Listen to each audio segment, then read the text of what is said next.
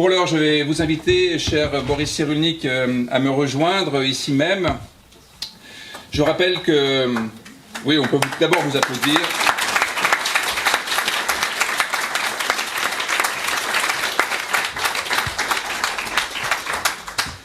Je rappelle que vous êtes d'abord psychiatre et psychanalyste et que ce sont vos travaux sur l'éthologie, sur le comportement qui vous ont amené à réfléchir à cette question de la résilience.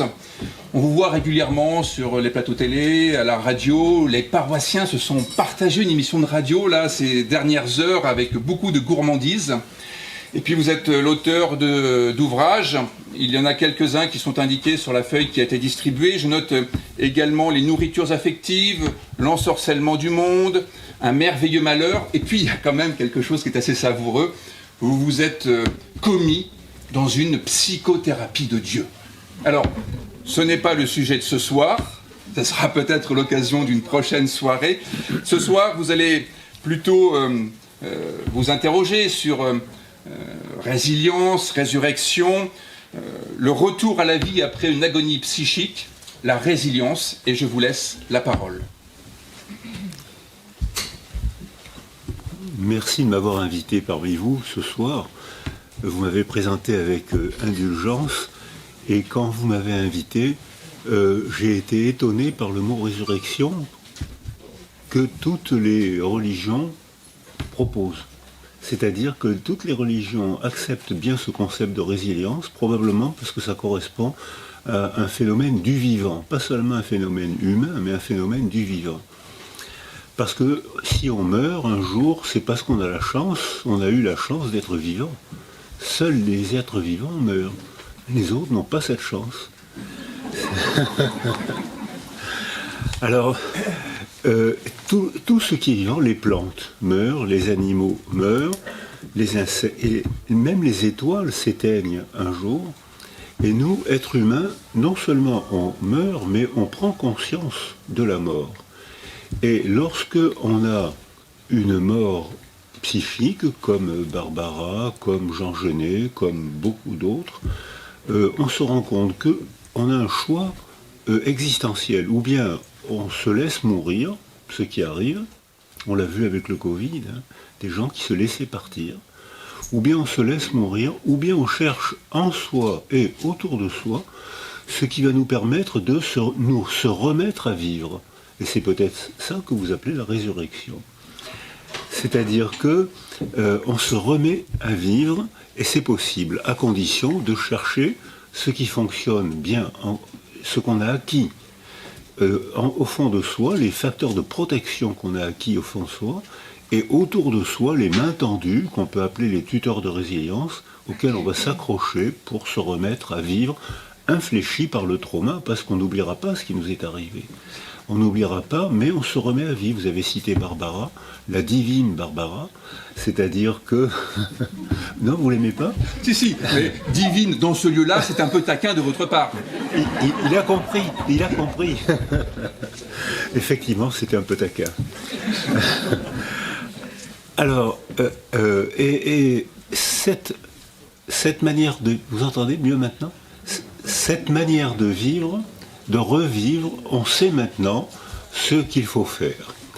C'est-à-dire que quand notre président m'a demandé de diriger la commission des 1000 premiers jours, on sait que parmi nous, les enfants qui ont acquis des facteurs de protection, lorsque les difficultés d'existence arrivent, et ça c'est pratiquement inévitable, je parle des épreuves de l'existence, je ne parle pas des traumas, parce que dans le trauma, il y a une mort psychique. Alors que dans l'épreuve, on reste soi-même, on souffre, on est malheureux, mais on se débat, on reste soi-même. Alors que dans le trauma, on est hébété, il y a une mort psychique qu'on sait maintenant observer en neuroimagerie. On voit par exemple, on a fait des neuroimageries après des explosions de gaz à Toulouse, le cerveau s'éteint. Donc quand on emploie l'expression d'agonie psychique, c'est pas un abus verbal, ça correspond vraiment. Les gens sont sidérés, KO, knock-out, et ils sont sidérés, morts psychiques. Si on les laisse seuls, il n'y aura pas peu de résilience. Mais si on les entoure, à ce moment-là, il y aura une transaction entre les facteurs de protection ou les facteurs de vulnérabilité qui ont été imprégnés au fond d'eux et les mains tendues qui seront, ou les paroles tendues qui seront disposées, qu'on va leur proposer.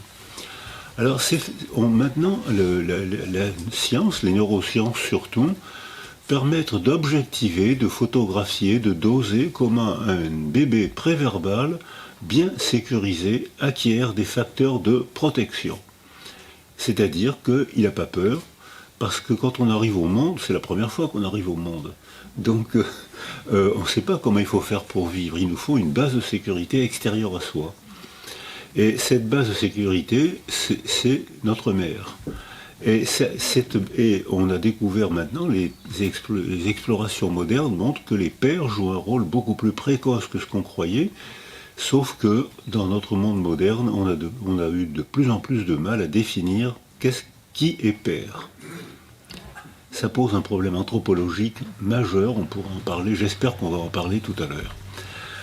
Alors, donc, ce qui est étonnant, c'est pas la mort, puisque lorsque la mort est associée au sexe, ça permet d'inventer des enfants. Je dis bien inventer des enfants. C'est-à-dire que les enfants, à partir de la femme et de l'homme, puisant le capital chromosomique de chacun des deux, sont agencés différemment pour être un peu différents, mais pourtant à partir de la mère et du père. Et le fait qu'ils soient un peu différents, ça fait que quand le milieu varie, et le milieu varie sans cesse, milieu climatique, milieu économique, milieu verbal, milieu guerre, catastrophe naturelle, le milieu change tout le temps. Il y a déjà eu 5 extinctions de vie sur la planète, et à chaque fois, une autre forme de vie a réapparu. À chaque fois, il y a eu d'autres plantes, d'autres coquillages, d'autres animaux. Et à chaque fois, la vie reprenait. Mais c'était, vous avez joliment dit, infléchi par le trauma. C'est exactement ça. C'était une autre forme de vie. Or, la mort est donc associée au sexe pour permettre l'évolution. Si les espèces 95% des espèces qui étaient sur Terre, sur la planète à l'origine, 95% des espèces ont disparu. On le sait puisqu'on a les archives. On a les os, on a les coquillages, on a le pollen. On sait que donc, il y a 5 milliards d'années, il y avait un foisonnement d'existence. Et nous, humains, on fait partie des 5% de survivants. Et si on fait partie des 5% de survivants, c'est probablement parce qu'on a la chance de mourir et on a la chance de se marier ou d'avoir des couples qui permettent d'inventer des enfants issus de nous et un peu différents de nous. Donc, quand le milieu va varier, eux, ils sauront s'adapter et la vie va continuer. Après notre mort, la vie continuera grâce à nous. Donc c'est un mode de raisonnement darwinien qui n'a pas toujours été bien accepté, surtout au XIXe siècle, il y avait les évolutionnistes et les fixistes. Et on voit qu'aujourd'hui, avec le Covid, avec les 2 années qui viennent de nous arriver et ce qui va suivre, on voit que cette même épistémologie, c'est-à-dire cette même attitude philosophique se repose, c'est-à-dire que parmi nous, il y a des gens qui vont penser ça va évoluer, et d'autres qui vont penser il faut absolument que rien ne bouge. Et ça va être le débat des mois, des années à venir. Alors, la notion d'individu qu'on emploie, elle est née à Toulon, où il y a la meilleure équipe de rugby du monde. C'est pas Montpellier, c'est Toulon. C'est Racine. Et à Toulon, il y a eu des cours d'amour. Ces cours d'amour, c'était c'est Georges Duby. Je tiens ça, ce que je vais vous dire, je le tiens de Georges Duby, qui était professeur d'histoire à Aix et au Collège de France, et qui était un homme adorable, d'une culture extraordinaire, mais on ne pouvait pas dire n'importe quoi avec lui, il fallait bien faire attention. Et il nous expliquait que à partir du XIIIe siècle, dans le Var, en Occitanie, les femmes se réunissent pour faire des cours au sens juridique du terme, c'est-à-dire elles demandent comment elles expriment, elles décident au sens juridique, elles prononcent un jugement pour dire comment elles veulent être courtisées.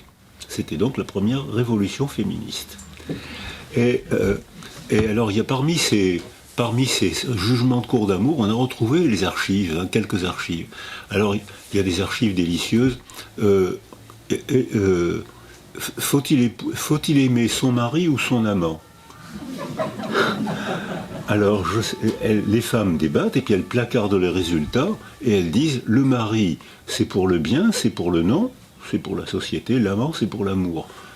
C'était au XIIIe siècle. Là, aujourd'hui, vous décidez ce que vous voulez, mais c'était au XIIIe siècle. Et puis alors, un autre jugement de cour d'amour qui va faire plaisir aux féministes, les dames se réunissent. Alors, c'était la dame d'Avignon, la dame de Signes, la dame d'Hyères, la dame de Porquerolles.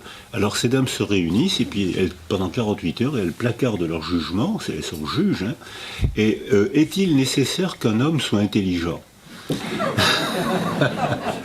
Alors elles réfléchissent et elles disent non, l'intelligence est une vertu secondaire, c'est une vertu de femme. La vertu primordiale, c'est-à-dire celle des hommes, c'est d'être dur au mal et bien fait de ses membres.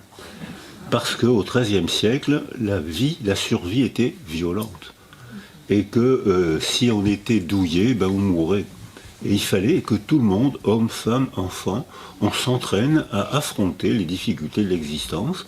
Le 19e siècle a été terrible pour ça, avec des mineurs qui travaillaient 15 heures par jour au fond des mines, avec des ouvriers que j'ai soignés quand j'étais médecin au chantier naval de la Seine, des ouvriers qui ne voyaient la lumière du jour que 2 mois par an. Et donc il fallait affronter. Et on ne pouvait affronter que si on donnait sens à cette épreuve. Donner sens à cette épreuve, c'est donner sens à un événement de la vie, c'est modifier la manière dont on le ressent. Si je suis enfermé sans voir la lumière du jour, sans sens, je ne sais pas pourquoi, à ce moment-là, je n'ai que de la souffrance. Mais si j'accepte de ne voir la lumière du jour que 2 mois par an, si c'est pour faire ma famille, si c'est pour défendre mon pays, ça a un sens, j'accepte de descendre dans la mine 15 heures par jour. C'est-à-dire que le sens, il vient de la signification qu'on attribue aux choses et de la direction, de l'espoir. Vous avez souligné ça tout à l'heure. Ça vient, si on n'a pas d'espoir, ça n'a pas de sens, autant mourir. Et si en revanche on donne, parce que c'est nous qui donnons sens, mais on sait ce qu'il faut faire, on donne sens, alors à ce moment-là, on métamorphose la manière dont on supporte les épreuves. Alors, dans les 1000 premiers jours, les découvertes des neurosciences, on a commencé à travailler ce sujet il y a une 40aine d'années. Et il y a 40 ans, c'était stupide. On nous apprenait à la fac de médecine, j'ai appris que tant qu'un enfant ne parle pas, il ne peut rien comprendre. S'il y a des mères dans la salle, j'espère qu'elles vont être étonnées. C'est-à-dire qu'un enfant, aucun enfant ne parle le jour de sa naissance. Si, il y en a un seul qui a parlé le jour de sa naissance, c'est Pantagruel, qui à peine né s'est écrié « à boire, je veux du bon vin ». Mais à part Pantagruel, les bébés attendent le 20e mois pour connaître l'explosion du langage. Mystère, pourquoi? Qu'est-ce qui se passe pendant la grossesse, pendant les premiers mois, les premières années de la vie, avant que la parole crée la condition humaine, et là qu'on devienne capable de transmettre le sens, comme vous l'avez dit, de faire une histoire auxiliaire, c'est-à-dire de transmettre le sens. Au-delà de la mémoire individuelle, il y a la mémoire de la famille, la mémoire du groupe, la mémoire de l'humanité probablement aussi. Donc on donne sens par des récits, par des mots, par des récits. Alors, au cours de ces premiers jours, c'est-à-dire la qualité de la grossesse, parce qu'on est la seule culture qui fait naître le psychisme le jour de la naissance. J'ai été invité à travailler au Japon et en Chine, ça les amuse beaucoup. Parce que pour eux, le jour de la naissance, ils fêtent le premier anniversaire. C'est-à-dire que le gars, dans sa vie intra-utérine, il a déjà entendu des tas de choses, il a déjà traité des tas d'émotions, il a déjà appris des tas de choses. Alors notamment, il a appris à traduire les émotions maternelles. Et c'est-à-dire que lorsque la mère est stressée, les substances du stress, le cortisol, la catécholamine, il y en a d'autres, hein, mais c'est les substances qu'on sait doser, et qui sont les vedettes parce qu'elles sont actives. Les substances du stress franchissent la barrière du placenta et baignent le liquide amniotique. Et le bébé déglutit ce liquide amniotique. Sauf que quand la mère est malheureuse, quand la mère est stressée, le bébé déglutit un liquide amniotique bourré de cortisol et de catécholamine qui abîme son cerveau. C'est-à-dire qu'il arrive au monde avec des altérations cognitives provoquées non pas par la mère, mais par le malheur de la mère, c'est-à-dire la nécessité d'entourer les femmes enceintes de façon à ce qu'elles soient normalement stressées. C'est-à-dire que dans tout couple, il y a des moments de stress. Ça reste entre nous, mais enfin, dans tout couple, il y a des moments à négocier. Mais ça, c'est le stress inévitable et nécessaire, alors qu'en revanche, le stress chronique, le stress durable, finit par rendre la mère malheureuse, et ça intoxique le système nerveux du bébé, et le bébé arrive au monde avec déjà un handicap, parce que, non pas à cause de sa mère, mais à cause du malheur de sa mère. Et qu'est-ce qui peut provoquer le malheur de cette femme enceinte? C'est la violence conjugale, c'est l'absence de conjoint, c'est la solitude, beaucoup la solitude, énormément la solitude, l'éthologie que vous avez citée tout à l'heure. On a été parmi les premiers à faire des scanners à des mammifères et des êtres vivants isolés. L'isolement sensoriel provoque à une vitesse étonnante une atrophie cérébrale qu'on sait photographier. Et cette atrophie cérébrale peut être récupérée, plus on est jeune, plus la récupération est facile. Hein. C'est-à-dire que la résilience est très facile chez un bébé, un enfant est très facile à stresser, mais il est très facile à réparer. On peut le faire revivre très vite. On voit quand j'ai travaillé en Roumanie, où Ceausescu avait commis un crime incroyable, qui était un crime raciste. Hein. C'est-à-dire qu'il disait les femmes doivent travailler 14 heures par jour pour payer la dette, mais il n'y avait pas de moyen d'éduquer les enfants qu'elles mettaient au monde. C'est-à-dire que les enfants étaient mis dans des hangars qu'on a abusivement appelés orphelinats. Il y a des orphelinats roumains qui ont fait très bien leur travail et qui ont sauvé les enfants, mais là, les enfants étaient seuls. Personne ne leur parlait. Une gamelle par jour, un coup de jet d'eau par mois. Imaginez la réalité. Ces enfants puaient. Donc comment on fait pour s'occuper d'un enfant qui sent mauvais, qui ne parle pas, qui ne regarde pas? Eh bien on s'en occupe pas. Et donc on entretient le malheur et les altérations neurologiques qui sont la cause d'un malheur déclenché par une décision politique absurde, criminelle. À l'inverse, il y a des enfants, c'est schématiquement dans une population en paix, 70% de tous nos enfants acquièrent ce qu'on appelle un attachement sécure. C'est-à-dire, attachement sécure, ils ont un foyer autour d'eux, ils ont plusieurs figures d'attachement. La mère, inévitablement, parce qu'on est tous nés d'une femme, même il commence maintenant à y avoir des utérus artificiels. Et ça va poser un problème éthique faramineux, c'est qu'il y a déjà des souris et des brebis qui ont abouti à terme dans un utérus artificiel. Donc si c'est possible pour une souris ou pour un mammifère, ça sera possible pour un être humain. Donc là, on est en plein science-fiction terrible. Mais pour 70% de nos enfants, ils ont une mère qui elle-même est entourée. Qu'est-ce qui peut stresser? Qu'est-ce qui peut sécuriser une femme? C'est son histoire.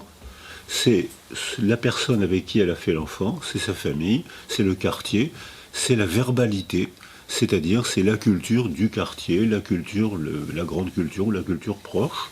Et à ce moment-là, la femme enceinte est suffisamment entourée. Les inévitables petits stress de la vie, elle va les surmonter. Si elle est entourée, elle va s'expliquer, appeler au secours, se débrouiller, elle va se débrouiller, et elle va surmonter. Le bébé aura autour de lui tout ce dont il a besoin pour se développer. si on la laisse seule, le malheur de la mère va altérer, comme on l'a vu, comme je l'ai vu en Roumanie, mais je l'ai vu aussi au Québec, je l'ai vu en Bulgarie. Dès qu'un enfant est laissé seul, il y a des altérations rapides. Mais ces altérations sont résiliables, parce que le système nerveux, dans les petites années, un bébé... Alors, Morange, qui est un grand neurobiologiste, dit qu'il y a 300 000 synapses à la minute pendant les petites années. Mais Stanislas Dehaene, qui est professeur au Collège de France, dit qu'il y a 1 million de synapses. Alors je ne sais pas comment ils ont fait pour calculer, je pense que c'est l'ordinateur qui a dû calculer, on ne peut pas calculer les synapses une par une. Donc je pense que c'est un chiffre d'ordinateur, alors moi je ne sais pas, alors je dis très beaucoup. Il y a très beaucoup, il y a très beaucoup de synapses pendant les petites années, ce qui veut dire que quand un enfant est blessé, si on sécurise la mère, l'enfant reprend son développement très rapidement, en 24-48 heures. Et ça, on l'a objectivé, on l'a rendu observable par les dosages biologiques, par la neuroimagerie, et personnellement, je l'ai fait pour l'électroencéphalographie, parce que j'ai dirigé un laboratoire d'électroencéphalographie pendant 20 ans. Dès que la mère est sécurisée, le bébé recommence la construction de son système nerveux en une nuit ou deux. Conclusion pratique, prendre des décisions familiales, de couple, prendre des décisions familiales et prendre des décisions gouvernementales pour organiser que les mères, les femmes enceintes et les mères ne soient jamais laissées seules. Parce qu'il se passe actuellement un phénomène insupportable, c'est que les femmes ont des conditions d'épanouissement qu'elles n'ont probablement jamais eues dans l'histoire de l'humanité, et il n'y a jamais eu autant de dépression périnatale qu'aujourd'hui, après la naissance et même avant la naissance. Et surtout quelque chose d'insupportable, il y a actuellement un pic de suicide de jeunes mères avec des bébés âgés de quelques mois. C'est toujours l'indice d'une désorganisation psychosociale. Donc on sait ce qu'il faut faire. Est-ce qu'on va le faire? Je ne sais pas. Alors pour aborder la résurrection. Donc ça veut dire que quand on est mort, comme Barbara, quand on a été mort, comme Jean Genet, quand on a été mort, on peut se remettre à vivre, mais il faut respecter, chercher, comprendre et mettre en place ces moyens qui nous permettent de reprendre non pas notre développement, mais un bon développement avec dans la mémoire la trace du trauma. Mais Jean Genet, qui avait gardé la trace du trauma, en a fait de la littérature. Barbara, qui avait gardé la trace du trauma, elle en a fait des chansons divines. Des chansons... Donc c'est possible, mais c'est à nous, on a ce degré de liberté, donc de responsabilité, c'est à nous d'organiser l'entourage du foyer, de la famille, du quartier, de la culture. Alors, et pourquoi est-ce qu'on est capable d'acquérir ce degré de liberté? Parce qu'on parle. Et dès l'instant où on est capable de parler, ça veut dire que, avec des mots qui sont inventés différemment selon toutes les cultures, mais qui sont toujours des mots, c'est-à-dire des conventions de signes, des conventions sonores, qui permettent de représenter quelque chose de totalement impossible à percevoir. Alors Ponge, qui était un philosophe très aimé, qui nous a quittés il n'y a pas longtemps, et c'est un philosophe qui n'avait pas d'ennemis, c'est assez rare ça quand même. Et c'était un homme adorable, et Ponge dit « J'ai été attiré par la philosophie et par la métaphysique à l'âge de 7 ans, quand je me suis dit « Qu'est-ce qu'il y a après ce virage ?» Je trouve cette métaphore extrêmement jolie. J'ai 7 ans, je vois le chemin, je vois les arbres, je vois le chemin, les fleurs, les arbres, et je ne vois pas ce qu'il y a après le virage. Mais je sais qu'il y a un virage et qu'il y a quelque chose après le virage, dont je ne peux que le penser. Et si, avant d'arriver à ce virage, et donc je le pense et je le mets en mots. Et c'est les mots qui sont mis là pour représenter quelque chose qui n'est pas là. Donc, alors ça, les religieux, quelle que soit la religion, ils savent le faire, ça. C'est-à-dire... Donc, elle m'a entendu penser. Alors ça, c'est un comportement maternel. Merci, ça c'est... Parce que...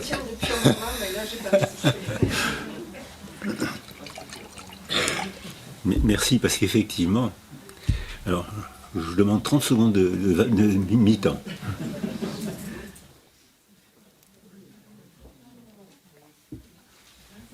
Alors, c'est ce qu'on appelle la symbolisation. Mettre là un objet qui symbolise l'attention de quelqu'un pour moi, merci. Un objet, et cet objet a pris sens grâce à votre comportement, vous lui avez donné un sens. Et un objet, un mot, une insigne, un geste, un vêtement, parce que les vêtements sont une forme d'écriture, et nous, êtres humains, on sémantise, c'est-à-dire qu'on fait parler tout. On sémantise. On fait parler les mots, bien sûr, les objets, les insignes, on fait parler les poils même. Il y a des poils d'extrême gauche et des poils d'extrême droite. C'est-à-dire... C'est mystérieux, ça. Alors, les religieux, il y a les tonsures chrétiennes, il y a les barbes, il y a les paillesses juifs, il y a les religieux font parler les poils, beaucoup. Donc c'est notre condition humaine, et c'est pour ça qu'on est capable de faire vivre et de se représenter et d'éprouver, en le faisant vivre avec des objets, des gestes, des mots, on est capable de faire vivre et de ressentir un événement, une entité totalement impossible à percevoir. Et on l'éprouve, on le ressent. C'est pour ça que j'ai écrit Psychothérapie de Dieu, qui est effectivement un titre un peu taquin, mais je ne voulais pas dire la psychothérapie par Dieu, parce que ça, tout le monde a travaillé. Donc je voulais dire effectivement que Dieu est psychothérapeute, quelle que soit la religion. Les méthodes sont différentes, mais le but est le même. Et c'est pour ça que j'ai employé ce titre un peu taquin, qui a été bien compris comme une taquinerie et une stimulation intellectuelle avec quelques idées que je viens de vous proposer. Alors, ça veut dire aussi que lorsque nous, êtres humains, alors là, c'est plus les épreuves de la vie, là, c'est les angoisses, c'est les catastrophes, c'est les agonies psychiques, ce qui arrive, hein. Dans cette salle, tout le monde a eu sa part d'épreuves, et dans cette salle, une petite moitié des gens de cette salle ont connu des moments d'agonie psychique. Statistiquement, l'OMS dit que presque une personne sur deux a connu ces moments de trauma, où on ne sait plus, on est perdu, et c'est trop dur, on est mort. On est mort psychiquement, ou bien on est seul et on reste mort, ou bien on est entouré et on reprend un développement résilient, c'est-à-dire qu'on n'oublie pas le malheur, mais on en fait quelque chose, on ne se soumet pas au malheur. On en fait quelque chose. Alors on peut en faire ce qu'on sait faire et ce que notre milieu nous propose. On peut en faire des chansons, Barbara, on peut en faire de la littérature, on peut en faire un engagement politique, on peut en faire un engagement religieux, on fait ce qu'on sait faire dans notre milieu. Et à ce moment-là, on métamorphose la manière dont on vit. Alors, ça explique peut-être aussi ce que les philosophes opposent en employant les mots transcendance et immanence. C'est-à-dire que dans la transcendance, je suis comme Ponge, je me demande ce qu'il y a après le virage. Et je cherche, je lis, je rencontre, je pose des questions, j'imagine, je cherche ce qu'il y a après le virage. Je sais qu'il y a quelque chose, mais je ne le vois pas puisque je suis dans la ligne droite avant le virage. Et la manière, alors la métaphore, la fable que je propose pour illustrer comment le sens qu'on donne aux choses modifie le monde, notre manière de ressentir le monde, c'est une fable. Un jour, je parlais dans une émission, je crois, et on me pose cette question, et j'invente une fable que j'attribue à Charles Péguy. J'ai très peu lu Charles Péguy, hein. Mais pour faire la fable, je dis, voilà, Charles Péguy part à la cathédrale de Chartres. Et puis il voit sur le bord de la route un homme qui casse des cailloux. Il est sale, issu, il grimace de douleur parce que les cailloux sont durs, la masse est lourde. Monsieur, qu'est-ce que vous faites ? Ah, ben j'ai pas trouvé d'autre métier, je casse des cailloux, c'est un geste idiot, je suis malheureux, je souffre. il reprend son chemin, il voit un autre homme qui est à côté et qui casse des cailloux. C'est exactement le même geste. Monsieur, qu'est-ce que vous faites? Oh ben moi, j'ai pas trouvé d'autre métier, mais je suis en plein air, je suis pas mal, je casse des cailloux, je gagne ma vie comme ça. Et puis, il continue son chemin, il s'approche, il voit un troisième homme qui fait le même geste, qui casse des cailloux. Les rayons de bonheur, d'enthousiasme, le Dieu intérieur, enthousiasme, lui sortent de la tête. Et monsieur, qu'est-ce que vous faites? Ben vous voyez bien, moi, je bâtis une cathédrale. C'est-à-dire que le fait de taper, c'était le même geste pour les trois, mais le fait de taper sur un caillou avec en tête la représentation de ce qui est après le virage, je la vois pas la cathédrale, je suis en train de la bâtir, mais elle est dans ma tête, la cathédrale. Et je sais qu'en cassant un caillou, un jour il y aura une cathédrale et j'y aurai participé. Et je suis heureux, les rayons de bonheur me sortent de la tête. Et alors j'avais inventé cette fable et un jour j'ai eu la surprise de voir que les gens l'attribuaient pour de bon à Charles Péguy. Mais non, c'est pas vrai, c'est moi qui l'ai inventé. Donc ça c'est les médias, ça c'est le problème. Alors, donc, et on métamorphose tout ce qu'on est. Mais nos enfants, je disais, à part Pantagruel, nos enfants ne parlent pas le jour de la naissance.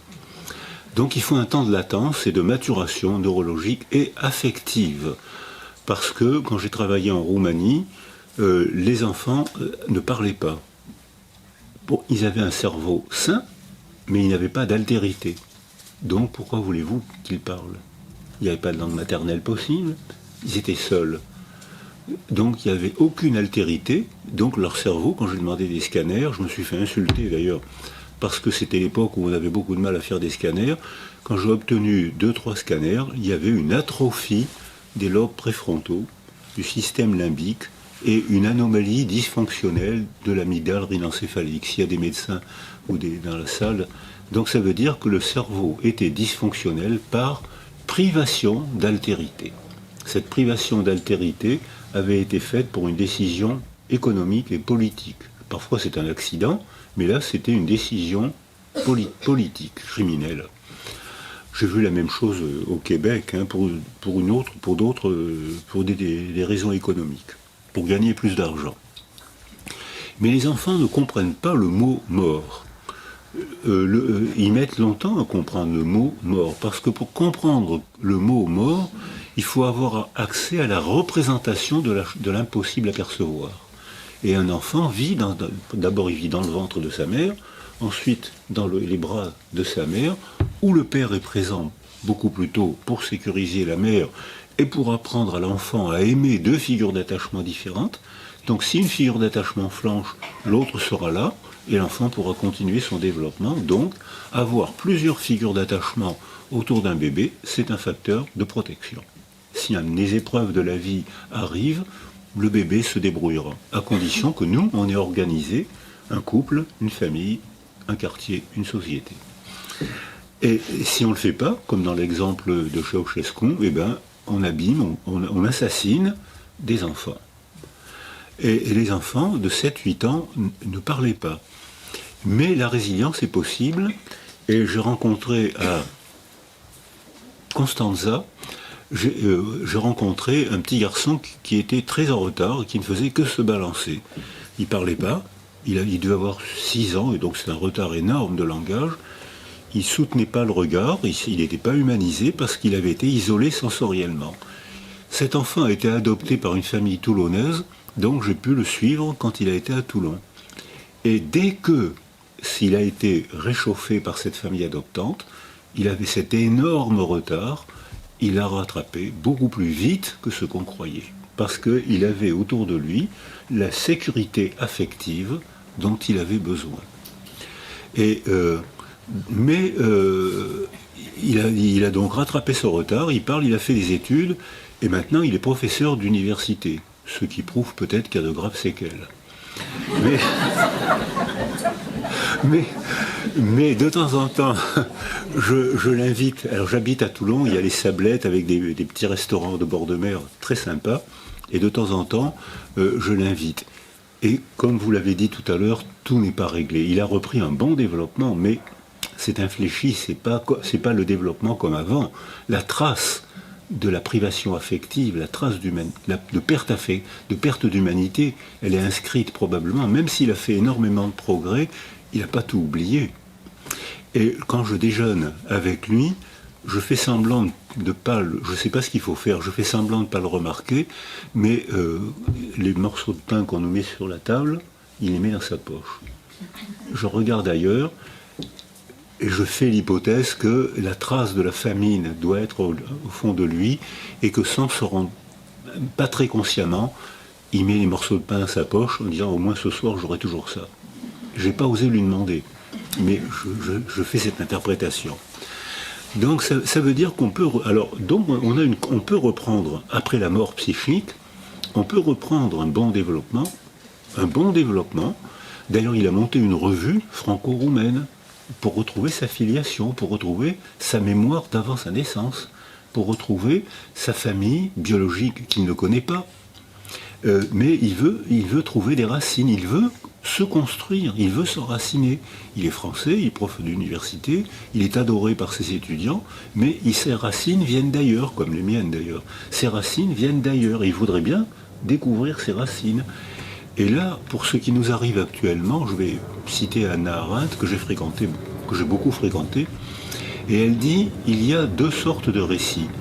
Il y a le récit des laboureurs, c'est-à-dire le récit enraciné, les pieds sur terre, et labourer, Rabelais disait élaborer. Labourer, c'est-à-dire élaborer, ça a donné élaborer. C'est-à-dire le savoir des pêcheurs, le savoir des paysans, le savoir des mers, le savoir des maquignons.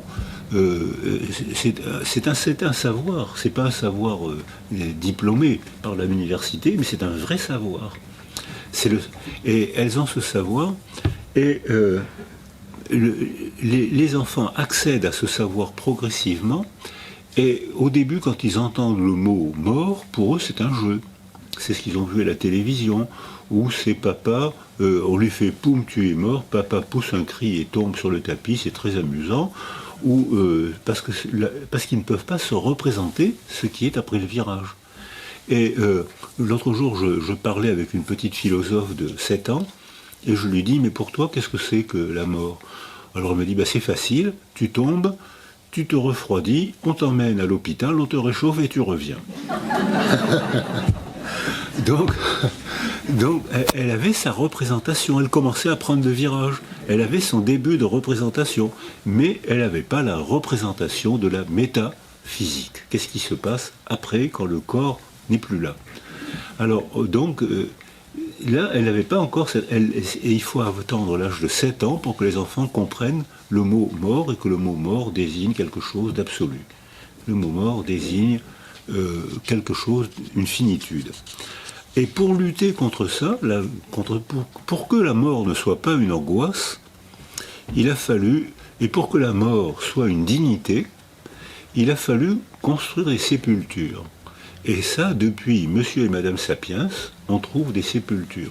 Alors j'ai lu que Monsieur et Madame Néandertal faisaient des sépultures, mais c'est contesté. Donc, s'il y a des paléontologues dans la salle, là, je ne prends pas de risque, je dis ce que j'ai lu. Sapiens, c'est sûr, c'est défendable. On a trouvé à ce qu'on appelle Israël, on a retrouvé des flûtes, des os d'ourson percés pour faire un pipeau. Donc je pense que Monsieur et Madame Sapiens déposaient le corps dans une fosse avec une signification donnée au corps, les hommes vers l'Orient, les femmes vers l'Occident, quelque chose comme ça. On a trouvé des pétales de fleurs, donc on a mis des aliments pour qu'ils puissent vivre, manger dans l'au-delà. On a mis des fleurs pour les honorer, pour que la mort soit belle. Et puis cet os d'ourson, on a soufflé dedans, c'était un pipeau. C'est-à-dire que j'imagine qu'on a dû faire de la musique, et j'imagine que ça devait être un moment d'émotion qui rendait sa dignité aux morts, et qui rendait donc la dignité à ceux qui assistaient à ce rituel du deuil. Il n'y a pas une seule culture sans rituel du deuil, qui change selon les cultures, mais il n'y a pas de culture sans rituel du deuil. Alors, pendant un moment, j'étais président d'une association culturelle à Toulon, Et un jeune, le fils d'une employée, se tue en moto. Je ne connaissais pas beaucoup cet employé, j'avais jamais vu ce garçon, mais je devais, comme j'étais le président de l'association, je devais assister à l'enterrement. Donc j'étais pas touché parce que je n'avais jamais vu ce garçon, mais j'étais touché par le malheur des parents, quand je voyais à quel point ils souffraient. Et puis sont arrivés 3 garçons, 3 jeunes hommes, habillés en noir, des Corses, parce qu'ils étaient Corses, qui se sont mis à chanter des chansons corses. Impossible de ne pas pleurer, tellement c'était beau. Méfiez-vous des Corses. C'était tellement beau qu'on ne pouvait pas ne pas pleurer et que ça fait du bien aux parents parce qu'ils n'étaient pas seuls. Dans cette immense épreuve, perdre un fils de 30 ans, c'est une immense épreuve, et bien ils n'étaient pas seuls, on pleurait avec eux. Et le fait, et c'est les Corses qui nous avaient fait pleurer, moi je ne le connaissais pas ce gars, j'étais avec les parents. Et ils ont été un peu, j'ai participé, je les ai un peu sécurisés.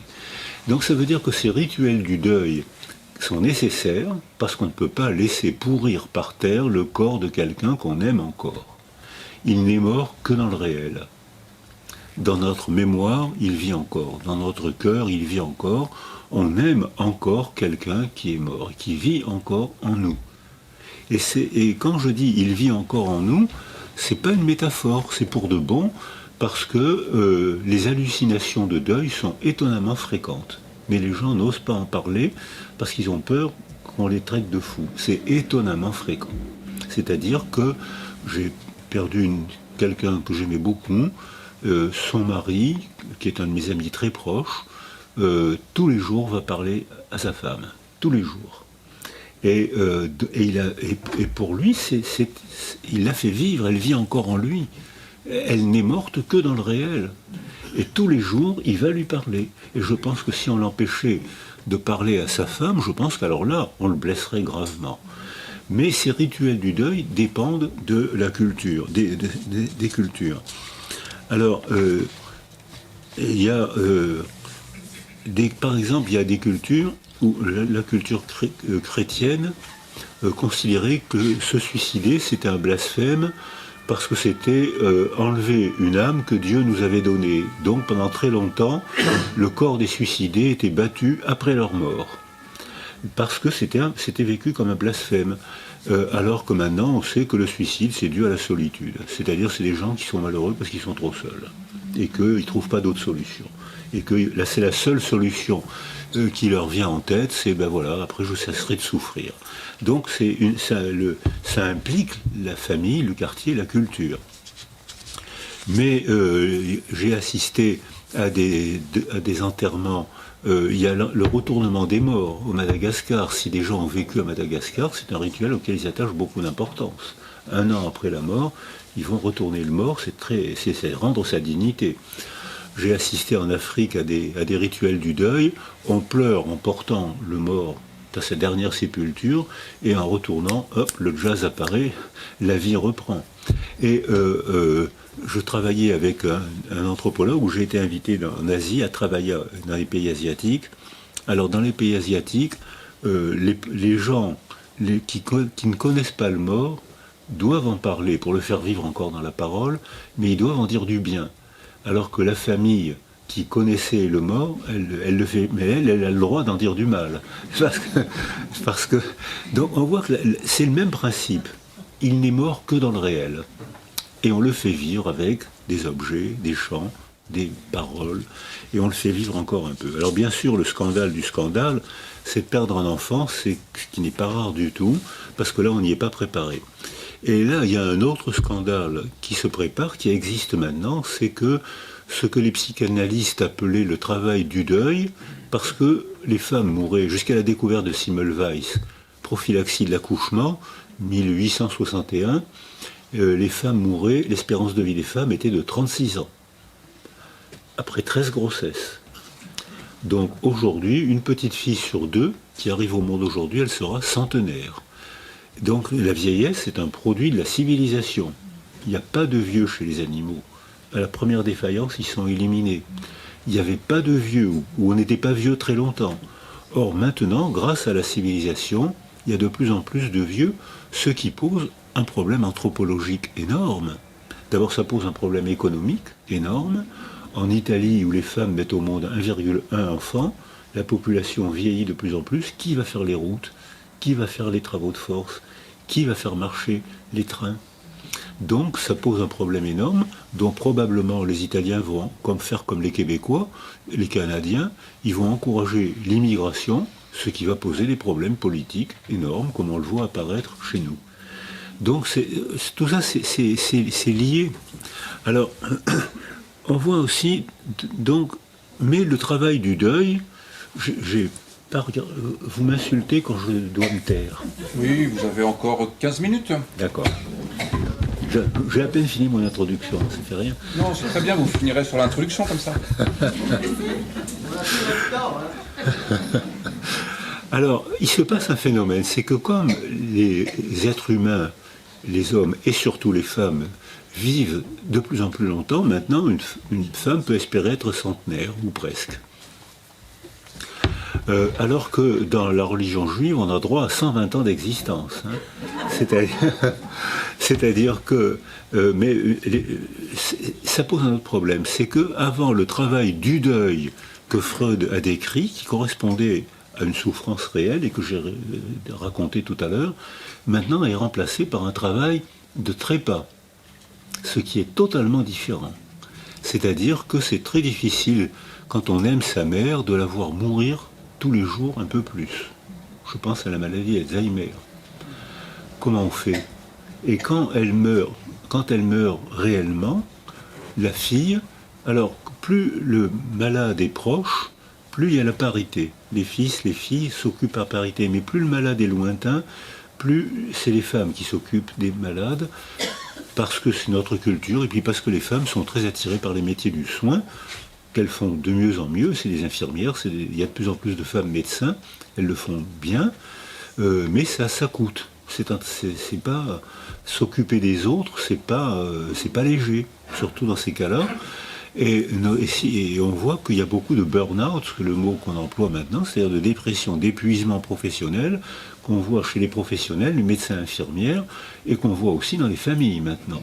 Parce que c'est plus un travail de deuil où une jeune femme de 36 ans meurt, où les enfants sont élevés par la tante ou par la voisine, parce qu'il y a 2 générations. Élever un enfant, c'était pas lourd. Les enfants allaient à l'école, lire, écrire, compter, et à 12 ans, après le certificat d'études, les filles à la maison ou à l'usine, les garçons à la mine ou à l'armée. 12 ans, c'était fini. Or maintenant, un jeune devient autonome entre 25 et 30 ans. Donc ça fait le poids des enfants est beaucoup plus lourd, si bien que maintenant, il y a, dans notre culture, en France aujourd'hui, il y a 11 millions d'aidants coincés entre le travail, les enfants et des parents malades et lourds. Donc c'est un fait 11 millions. Et ce phénomène, cette population, ça va augmenter. Qu'est-ce qu'on fait? On les abandonne? On les laisse tout seuls? Ou au contraire, on fait comme pour les enfants, on met en place un système, je ne sais pas encore lequel, mais il faudra mettre pour qu'ils puissent de temps en temps souffler, pour qu'ils puissent de temps en temps, il faudra repenser la vieillesse comme on vient de repenser l'enfance préverbale. Et là, on a des solutions possibles. Alors, ce travail de trépas provoque un chemin du deuil un peu particulier. Par exemple, quand c'est le travail du deuil, quand c'est une femme ou un homme qui meurt à la guerre, ou quand c'est un enfant qui meurt, un enfant sur 2 mourrait dans la première année jusqu'à la fin du 19e siècle. Donc c'était la vie, qui n'est pas toujours facile aujourd'hui, mais elle n'était pas plus facile hier. Donc, mais le travail de trépas, je propose cette expression, parce qu'il y a une ambivalence qui se fait à la mort de la mère, par exemple. Pendant 20 ans, la fille a vu sa mère mourir tous les jours un peu plus. Et donc elle a fait ce qu'elle pouvait. Donc elle a sacrifié une partie de sa vie pour que sa mère soit le moins malheureuse possible. Et puis elle meurt physiquement. Et à ce moment-là, la fille éprouve en même temps le chagrin du deuil et la sensation de se retrouver la liberté. c'est en même temps, et cette sensation de retrouver sa liberté est très culpabilisant. Il faut pleurer quand on perd quelqu'un qu'on aime, il faut pleurer, il faut souffrir, ça fait partie de la condition humaine, et là, elle a en même temps le chagrin et la liberté, la joie de retrouver la liberté. Et quand on se sent coupable, on se punit.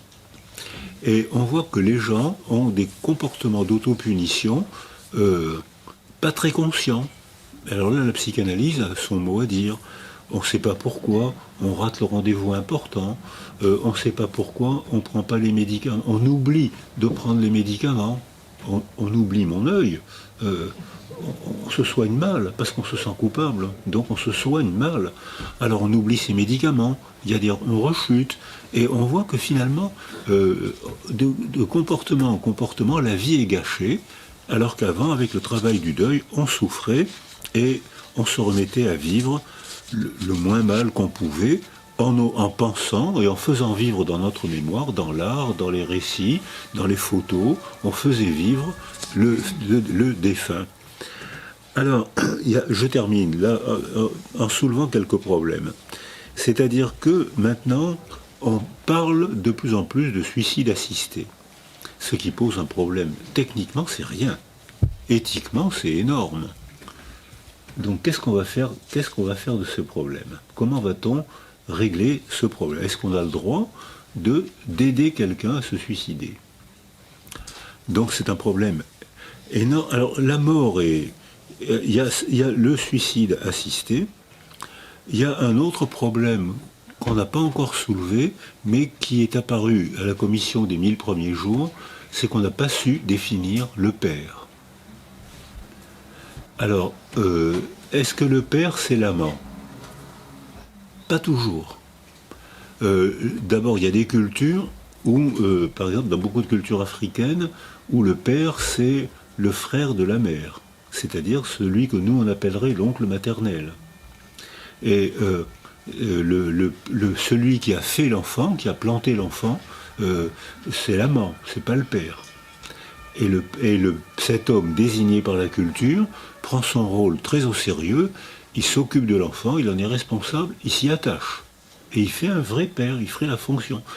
Or, aujourd'hui, où une femme sur 2 divorce, à Paris c'est 60% de divorce, la femme, elle a des enfants, donc c'est très lourd pour elle, elle est seule, elle a son niveau de vie s'abaisse, et elle est harcelée, le travail, la maison, l'enfant, et elle passe son temps à courir. Si elle a sa propre mère, c'est-à-dire la grand-mère de l'enfant, elle élève son enfant avec la grand-mère. Et c'est la grand-mère qui prend la fonction de père. Madame la grand-mère, vous êtes le père. Comme maintenant que le mariage homosexuel est autorisé, quelle femme va être la mère, quelle femme va être le père? Est-ce qu'on peut parler comme ça? Et alors, et surtout, quand il y a 3, 4 couples, le premier beau-père est encore un peu un père. Mais beaucoup d'enfants disent « Tu n'as rien à me dire, tu n'es pas mon père ». C'est des phrases que beaucoup de gens ont entendues. Qu'est-ce qu'ils disent pour le 2e, le 3e ou le 4e beau-père? Est-ce que le 3e ou 4e beau-père est encore un père ou c'est un homme avec qui on peut avoir des relations sexuelles? L'inceste. L'inceste augmente actuellement, l'Ipsos l'a évalué à 3%, et mes amis qui travaillent disent que c'est probablement plus. C'est faramineux. Et si l'inceste augmente, c'est un signe de désorganisation psychosociale. Quand une société est organisée, il y a très peu d'inceste, dans la Bible il y a des incestes. Mais quand une société est organisée, quand un homme se sent père, ça ne lui vient même pas en tête. Or, je ne voulais pas lire le livre de Camille Kouchner, Familia Grande. Et puis un jour, j'ai assisté à une réunion sur l'inceste à Nancy, avec des spécialistes qui se consacraient à ça. J'étais le seul à ne pas l'avoir lu, donc j'ai acheté le livre, extrêmement intelligent, extrêmement écrit avec élégance, qui dénonce un problème qui apparaît. Certains hommes ne se sentent plus pères. Exemple, Woody Allen. Woody Allen, légalement, il a eu des relations sexuelles avec Son Hee, une petite coréenne dont il avait la charge éducative. Donc légalement, il est pénalisable, c'est un inceste. Et j'ai chez moi le livre de Woody Allen qui s'appelle À propos, en français, À propos of nothing. À propos de rien, mais à propos c'est en français. Et il dit, mais je ne suis pas son père, je ne me sens, ça veut dire je ne suis pas son père biologique, et je ne me sens pas son père psychologique, affectif. Et elle, Son Hee, dit, ce n'est pas mon père, j'ai été trouvé dans une rue en Corée, ce n'est pas mon père, je ne me sens pas sa fille, et j'avais 18 ans quand on a eu nos premières relations sexuelles, sauf qu'on ne connaît pas sa date de naissance. Mais disons, admettons qu'elle avait 18 ans. Le problème que je vous propose, c'est que Woody Allen ne se sent pas père. Pour lui, il se demande ce qu'on lui reproche. Légalement, c'est un inceste, psycho-affectivement, mais qu'est-ce qu'on me reproche? Je ne suis pas son père. Et ce problème-là est en train de se développer dans notre culture. On a vu avec le scandale de Sanary, Camille Kouchner, et on voit que, alors là, ça pose un problème anthropologique énorme. Donc voilà les quelques idées que je voulais vous proposer. Si nous étions immortels, notre vie n'aurait pas de sens. Parce que ce qu'on règle pas, c'est la mort qui donne sens à la vie. C'est qu'on n'a que 120 ans. La Bible nous dit qu'on n'a que 120 ans pour profiter de la vie. Après, on ne sait pas. Mais donc ça veut dire que il faut maintenant résoudre les problèmes de l'enfance, de la sexualité, du mariage, de la vieillesse. C'est maintenant qu'on doit, comme pour la cathédrale, c'est maintenant qu'on doit les résoudre. Alors la mort, par bonheur, la mort existe. Donc ça veut dire qu'on est contraint au sens. Donc la mort est une bonne affaire dont je me serais bien passé. Donc je pense qu'avant mon exposé, vous aviez les idées claires. J'espère maintenant qu'elles sont confuses. Merci d'avoir écouté.